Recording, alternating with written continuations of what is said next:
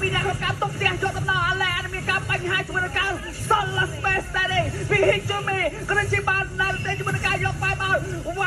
បានឬក៏បានជាមួយនឹង Alora Gaming PH Vibe Out អរេការតន់ស្ពតតន់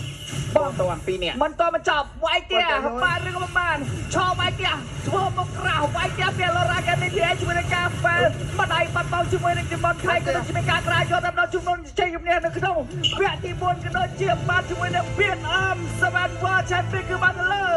Alora Gaming PH Finally ជាមួយនឹង Aurora Gaming PH ជាមួយនឹងការ complete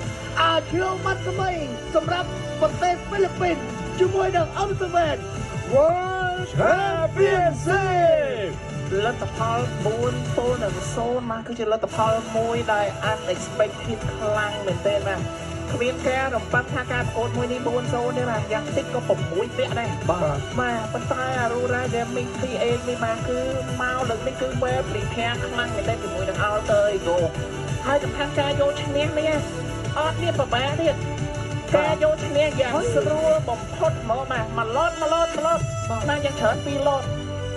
អូយអស់ហើយបាទដោយសារ Alter Ego គាត់ឆ្ងាយជាមួយនឹងតារានៅវគ្គ lower bracket នោះគឺឆ្ងាយច្រើនមែនទេបាទ Team Liquid គេហែកមកតង់ប៉ះគ្នាជាមួយនឹង SOG គេហែកមកតង់ទៀតបាទអូយ4-0បាទ Edward បាទទទួលបានជាមួយនឹង achievement ថ្មីមួយទៀតហើយបាទគឺជាមួយនឹង Up Series 2 ដងបាទក៏ដូចជាសម្រាប់ដងមេគឺជាachievement លើកដំបូងរបស់គាត់នៅក្នុង International Stage ផងដែរបាទ UA ដូចនេះបង Yeah UA